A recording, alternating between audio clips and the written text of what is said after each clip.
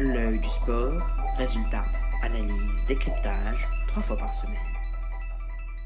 Madame, monsieur, bonjour, pas d'image, pas de polémique, mais des infos 100% factuelles et vérifiées, vous êtes bien à l'écoute de l'œil du sport. Aujourd'hui, la grosse performance d'Mboko, l'Apera toujours leader du Tour de Pologne, et bientôt une rencontre Yoka Joshua en boxe. Le casque sur les oreilles, le volume au maximum, un verre à la main, l'œil du sport, 23e édition, c'est parti. Le football pour commencer avec le projet de la chaîne Ligue 1 ⁇ qui est désormais totalement établi, l'occasion pour nous de vous dévoiler les derniers détails. Après la rupture avec DAZN, la LFP lance donc cette chaîne pour diffuser la majorité des matchs. Offre de lancement 9,99€ par mois pendant 3 mois, avec engagement puis 14,99€. Sans engagement, le montant s'élève à 19,99€. Deux connexions simultanées seront possibles sauf pour les abonnements jeunes et mobiles.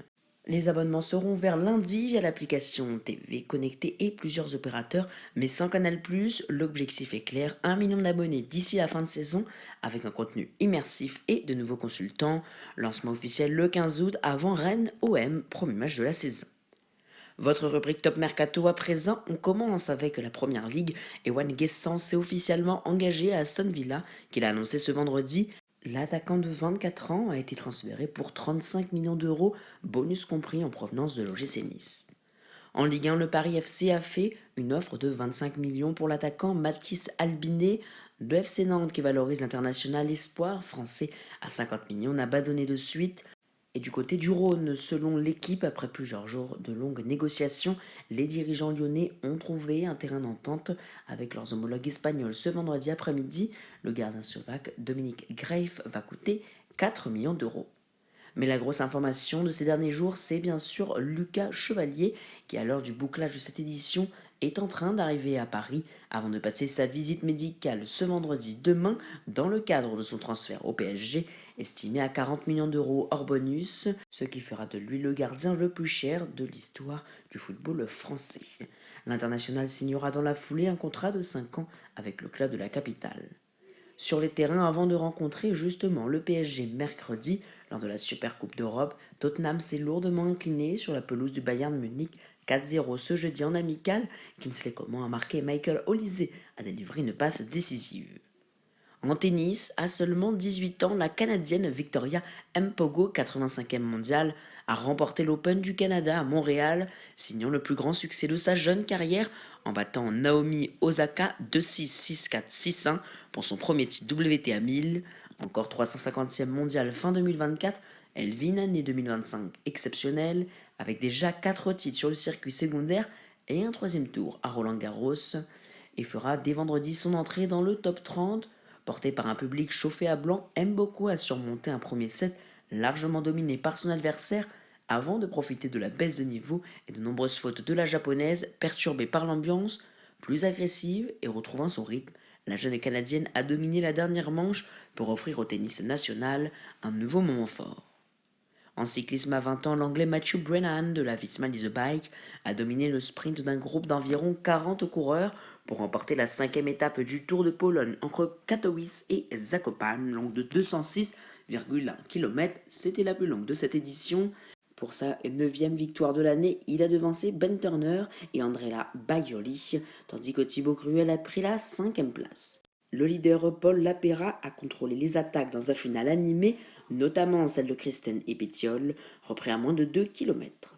Vainqueur la veille, Paul Magny a lâché prise, terminant à plus de 2 minutes. Le classement reste serré avant la 6e étape montagneuse samedi et surtout le contre-la-montre finale dimanche. Wout van Aert de la Visma Lease Bike a lui de son côté annoncé qu'il ne participera ni aux mondiaux de Kigali au Rwanda, ni aux championnats d'Europe.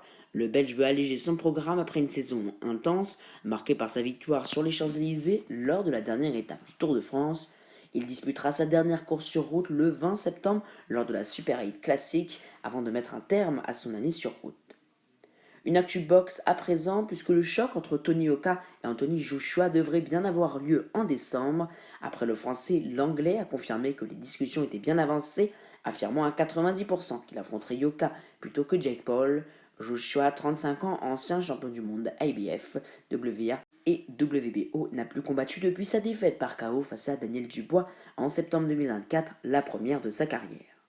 Le programme à présent avec le Tour de Pologne, l'étape 6 entre Bukowina-Ressort et Bukowina-Tartsonka d'une distance de 147,5 km.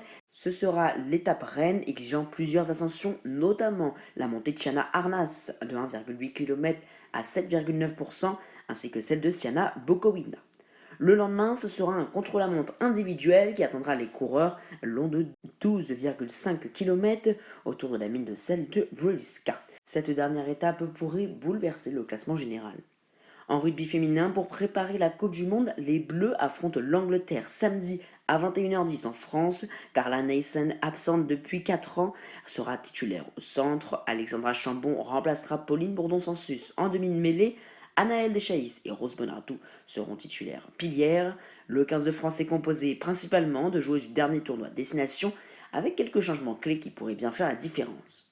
L'œil du sport, c'est terminé pour aujourd'hui. Likez, commentez, abonnez-vous, mais surtout, et je vous le répète souvent, partagez largement votre média sportif favori autour de vous. C'est ainsi, et vous le savez, que nous grandirons ensemble. Pour ma part, je vous donne rendez-vous ce dimanche pour une nouvelle édition.